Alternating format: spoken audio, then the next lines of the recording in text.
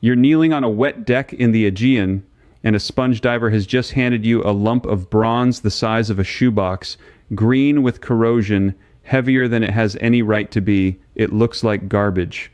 It looks like a rock that swallowed a clock.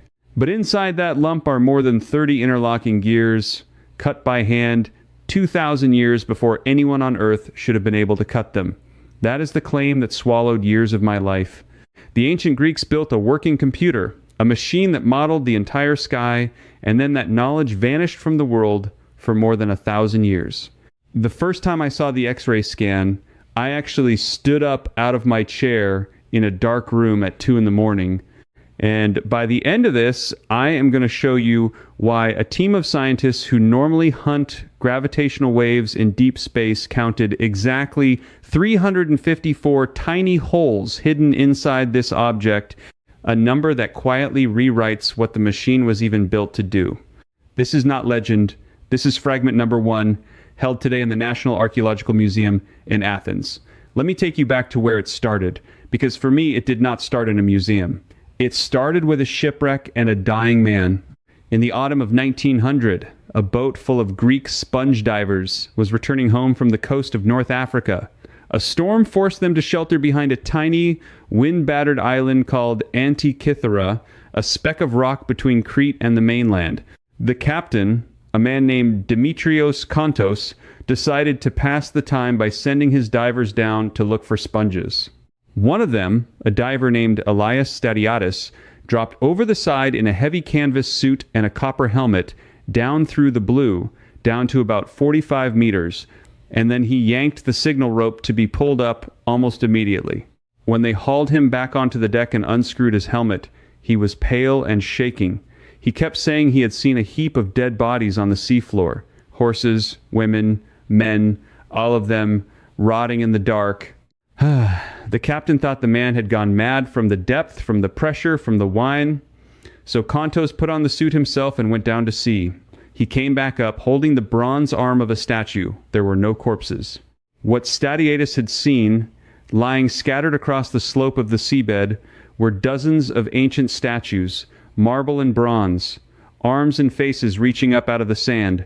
They had stumbled onto a Roman-era shipwreck, a cargo ship that had gone down around the 1st century before Christ, loaded with Greek treasure, and here is the first thing that hooked me.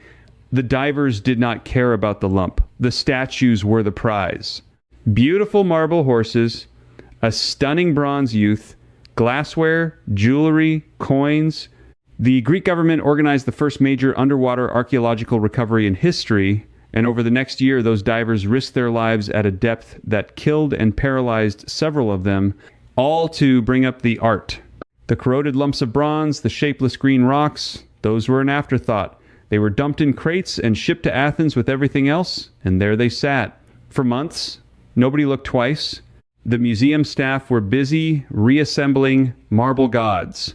But sometime in the spring of 1902, an archaeologist named Valerios Stias was going through the pieces, and one of the wooden lumps had dried out and cracked open, and inside the split, he saw something that should not have been there. A gear wheel, a precisely cut bronze gear with teeth embedded in solid rock the sea had made.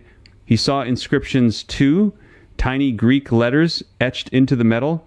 Now put yourself where I was when I first read that. A gear in a 2,000-year-old shipwreck. Gears with teeth cut this fine belong to the world of clocks and machines, and clocks with gear trains do not appear in the human record until European cathedral clocks more than 1,400 years later.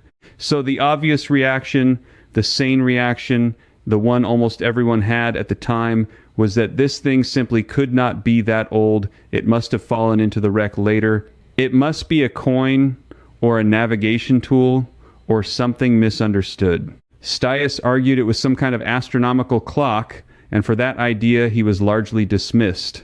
The mystery got shelved, and that is where it might have stayed forever, but the letters were the problem. The inscriptions were the thing that would not let it die, and they are what pulled me deeper, because you cannot fake ancient Greek epigraphy on corroded bronze fused inside a dated wreck. For the next 50 years, the object mostly gathered dust while a handful of stubborn people picked at it, and the more they picked, the stranger it became. This was not one gear. As the fragments were cleaned and studied, more gears appeared, nested inside one another, layer upon layer. The whole device, when it was intact, would have been about the size of a shoebox, a wooden case holding a bronze mechanism you turned with a crank or a knob on the side. There were dials on the front and dials on the back, and pointers that moved across them. The man who cracked the first real understanding was a British-American historian of science named Derek de Solla Price. Starting in the 1950s, Price became obsessed with it. And I mean genuinely obsessed, the way I would later become. He spent decades on it, and in 1971, he did something that had never been done to the object before. He brought in a Greek nuclear physicist, Charalampos Karakalos, and they took X-ray and gamma-ray images of the fragments so they could finally see through the corrosion into the guts of the machine. What the X-rays revealed stopped Price cold. He counted the gears he could see, and he began counting teeth. One large gear had, as far as he could tell, 223 teeth. That is a very strange, very specific number. It is not round, it is not convenient, but if you know ancient astronomy, that number is a scream across 2,000 years, because 223 is the number of lunar months in something called the Saros cycle, the cycle the Babylonians used to predict eclipses. In 1974, Price published his findings in a paper with a title I will never forget called Gears from the Greeks. And in it, he said, the thing that changed my life. He wrote that finding this object is like finding a jet aircraft in the tomb of King Tutankhamun. It simply does not belong to the world it came from. He argued the device was a calculating machine, a mechanical model of the cosmos, and that our whole picture of ancient technology was wrong. And still, even then, most of the world shrugged. Because here is what kept nagging at me as I read the old accounts. The explanation people reached for was never wonder. It was always a way to make the object smaller. It cannot really be that advanced. Price must be exaggerating. The Greeks did not have this. That reflex, that instinct to shrink the impossible thing down until it fit inside what we already believed. That is the moment the story stopped being about a shipwreck for me and started being about something else entirely.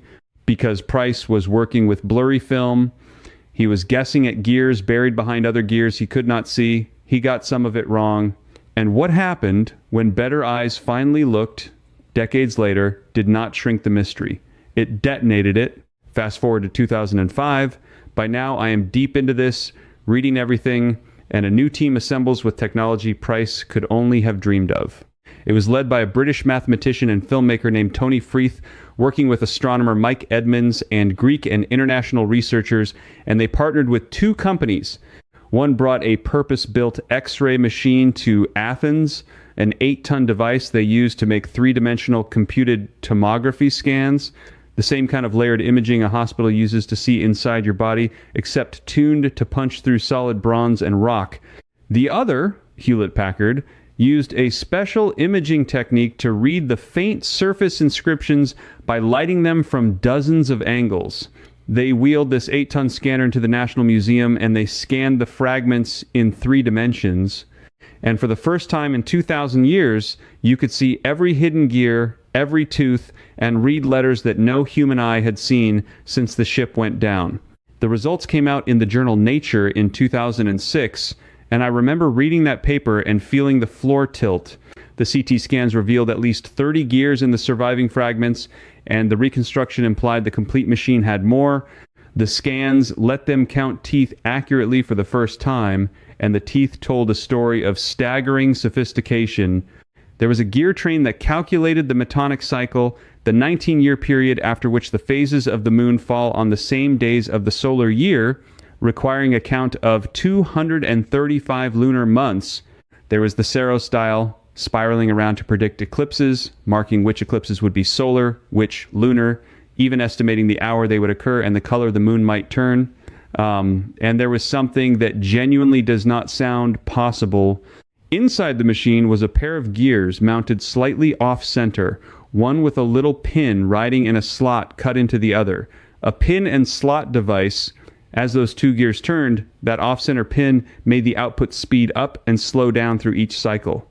It was a mechanical way of modeling the fact that the moon does not move across our sky at a constant speed because its orbit is an ellipse, so it races when it is close and dawdles when it is far.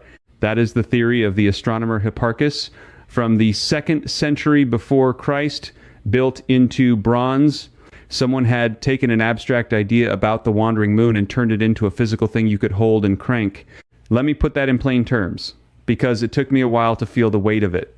This machine did not just count days. It modeled the irregular, wobbling, elliptical motion of a body in space using nothing but hand-cut bronze gears in a wooden box before the birth of Christ. And when you turned the crank, a whole miniature universe moved. Pointers showed the position of the sun and the moon against the zodiac. A little sphere, half black and half silver, turned to show the phase of the moon. There is strong evidence it also tracked the 5 planets known to the ancients: Mercury, Venus, Mars, Jupiter, and Saturn. The inscriptions, the HP imaging pulled out of the corrosion confirmed it. There are tens of thousands of tiny Greek characters on the plates of the mechanism, and the letters are astonishingly small, some of them only about 1.2 millimeters tall, smaller than the words printed on a coin. These were not decoration, they were a user manual, a guide engraved onto the device, describing the astronomical cycles and telling you what the pointers meant. Whoever owned this thing was meant to read those instructions and operate it. And back on the rear dial, they found another surprise. A smaller subsidiary dial that tracked a 4-year cycle, and the names inscribed around it were the names of athletic games, the Olympics. And not only the famous Olympic Games, but smaller regional games too, like the ones at Nemea and Dodona. This machine, this astronomical calculator, also told you when the next Olympiad would be held. It connected the motion of the heavens to the rhythm of human festivals. So one piece finally clicked into place for me, and it was this. This was not a random freak, not a toy, not a fluke. It was a mature technology. The gear teeth are cut with a consistency that implies practice, tradition, generations of refinement. Nobody makes something this good on the first try, which means there were others. There had to be. This surviving machine is the single lonely survivor of an entire lost craft. Therefore, the question stopped being, how did they build this one? The question became, what happened to all the others? And how did a civilization forget how to do something this extraordinary so completely that it took humanity over 1,000 years to rediscover it? And this is exactly the point where I know some of you are pushing back. I know, because I pushed back too. So let me stop and be honest with you, and let me make the strongest possible case against everything I have just told you, because if I could not break it, I needed you to watch me try. The first and most reasonable objection is simple. Is it a hoax? Could someone have planted a modern or medieval object in the wreck, or could the whole thing be a 19th century fake dropped in to fool archaeologists? I wanted this to be the answer, honestly, because it would have let me sleep, but it does not survive contact with the evidence. The mechanism is fused into the same marine concretion as the rest of the datable cargo. The wreck itself is dated by its amphorae, its pottery, and its coins. Roman coins recovered from the site, silver and bronze, date the sinking to somewhere around 60 to 70 before Christ. The style of the Greek lettering on the mechanism, the shape of the letters, independently points to roughly the same era, the 2nd or 1st century before Christ. You cannot fake epigraphy that thousands of specialists have examined on metal fused inside a dated wreck at 45 meters depth in 1900 before anyone even knew what they were looking at. The hoax idea is dead. Fine, you say. Then maybe it is real, but people are exaggerating what it does. Maybe it is just a simple astrolabe, a fancy star chart, and the modern researchers are seeing gears and computers because that is what they want to see. I took that seriously for a long time. It is the comfortable middle ground, but the CT scans killed it. You cannot argue away 30-something physical gears. You cannot wave off 223 teeth counted directly from a 3-dimensional scan, teeth whose count matches the Saros eclipse cycle to the number. You cannot dismiss a pin and slot device that mechanically reproduces a specific known Greek theory of lunar motion, Those are not interpretations, they are measurements. The machine is exactly as complex as they say, and in some ways more so. Then comes the last refuge, the one I clung to longest. Okay, it is real and it is complex, but so what? Ancient people were clever. Maybe it is just one genius, a lone Archimedes figure, and there is no deep mystery here at all, just an unusually smart craftsman. And this is where my own doubt finally broke, and I want to walk you through the exact moment it broke. Because if this were the work of one isolated genius, the technology would look experimental, rough, first draft. Instead, everything about it screams that it comes from a tradition. The Roman writer Cicero, who lived in the 1st century before Christ, right around the time this ship sank, actually describes devices like this in his writings. He describes a bronze instrument built by Archimedes that modeled the movements of the sun, the moon, and the 5 planets, an instrument that had been carried off from Syracuse as war loot. He describes another such device made by his own teacher, Posidonius. Cicero is talking, casually, as if these machines were a known category of object, about the exact kind of thing that was sitting corroded in a crate in Athens for 100 years while everyone insisted it could not exist. That was the moment for me. The ancient sources were telling us these machines existed. We just did not believe them until the sea handed us one. And once I accepted that, the comfortable explanations were gone. All of them. And I was left standing in front of the real question with nothing to protect me. If this was a tradition, an industry even, of precision astronomical machines in the Greek world, then the loss of it is not a small thing. It is one of the great deletions in human history. An entire branch of engineering gone so thoroughly that the medieval world had to start over from nothing. And that is when the story turned dark for me, because I started asking who looked at this object and chose not to see it. If you have been following this descent and you feel what I felt, that there is a whole layer of history being quietly managed, filed away, explained into smallness, then I want to point you towards something I built for exactly this moment.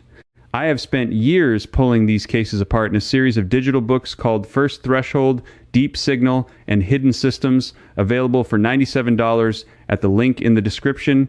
Each one goes where the videos cannot, deeper into the sourcing, the suppressed accounts, the statistical anomalies that never make it into the comfortable version of the past. If the Antikythera Mechanism is the kind of open wound you cannot stop pressing on, these books are where I do the real work. You can find them at loststoragens.org.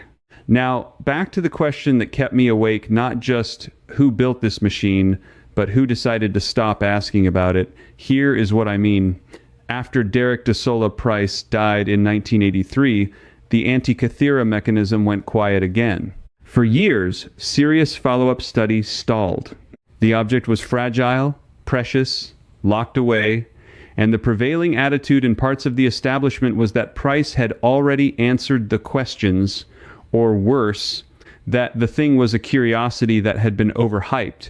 A brilliant British engineer named Michael Wright spent years, largely on his own, building physical working models to prove the gear trains actually functioned, and for a long time he worked against skepticism and indifference, funding much of the obsession himself.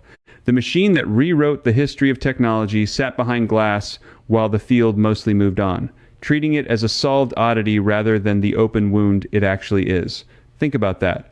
We had, sitting in a museum, direct physical proof that everything we taught about the ceiling of ancient engineering was wrong. And the reflex, over and over, across a century, was not to dig deeper.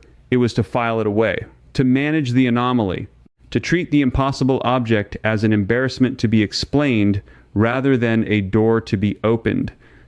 The knowledge was lost twice. Once when the craft died in the ancient world, and again in a smaller way, every time a modern expert decided it was too strange to be worth chasing. But someone kept chasing, and this brings me finally to the discovery that ends my journey, the one I promised you at the start, the 354 holes and the scientists who hunt gravitational waves. To explain why this matters, I have to tell you about a broken ring. On the front of the mechanism there was a large dial, and around its edge ran a ring of small holes, evenly spaced, into which a pin would have sat and advanced day by day, marking out the calendar. But that ring is shattered. Only a fraction of it survives, a curved fragment with a scatter of holes in it. And for decades, the great unanswered question was simple. How many holes did the complete ring have when it was whole? Because the number of holes tells you what calendar the machine was counting. Most people assume 365. For the days in a solar year, the Egyptian calendar, the Greeks knew well. It seemed obvious. It seemed safe. A handful of researchers counted the surviving holes, measured the spacing, and estimated somewhere in the range of 340 to 370. Nobody could pin it down because you cannot just count holes that no longer exist on a ring that is mostly gone. Then, a few years ago, a curator and researcher named Chris Budaselic, working with colleagues, made new high-resolution X-ray images of the surviving fragment of that ring, measuring the precise position of every remaining hole with extraordinary care. And those measurements landed, eventually, in front of two men at the University of Glasgow, Graham Wone and Joseph Bailey. And Wone and Bailey do not study ancient Greece. They are physicists. They work on the instruments that detect gravitational waves, the almost unimaginably faint ripples in space-time that Einstein predicted, the ones picked up by detectors like LIGO. Their entire professional life is about extracting a tiny, certain signal from a storm of noise and uncertainty. Wone saw the puzzle of the calendar ring and realized it was, in mathematical terms, the exact kind of problem he solves every day. Given a handful of surviving points where the hole is missing, what is the most probable underlying pattern? So he and Bailey took the precise positions of the surviving holes and ran them through the same Bayesian statistical techniques they use to analyze gravitational wave data. They asked the numbers, with rigorous probability, how many holes were most likely in the complete ring, and they published the answer in the Horological Journal in 2024. The answer was not 365. The most probable number of holes, by an overwhelming margin, was 354. And they found it was statistically far more likely to be 354 than 360, and hugely more likely than 365. They even pinned down how precisely the holes had been placed, showing the ancient maker positioned each one with an accuracy better than 1/3 of a millimeter, a level of craftsmanship that would be respectable today. Now hold on to why that specific number is a thunderclap. 354 is not the solar year. 354 is the length of a lunar year. 12 lunar months. It is the calendar based on the phases of the moon, the calendar the Greeks themselves actually used in their cities, and it echoes the lunar calendars of Babylon. This little ring was not tracking the sun. It was tracking the moon, the same obsession you see everywhere else in the machine, the Saros eclipses, the metonic months, the phase display, the elliptical lunar motion. The whole device is soaked in the moon, and the calendar ring, the very thing most people assumed was simple and solar, turns out to be lunar too, confirming the machine was even more deeply Greek, even more astronomically committed to the moon than the safe assumption allowed. And I want you to sit with the shape of this, because this is the whole story in miniature. A machine dismissed for decades as too advanced to be real. A calendar ring assumed to be simple and solar because that was comfortable. And then two scientists whose day job is listening for the collision of black holes a billion light years away turn their instruments of certainty onto a broken bronze ring from a shipwreck, and they find that the ancient makers were counting the moon all along, exactly as the rest of the machine had been quietly insisting for 2,000 years. The truth was in the object the entire time.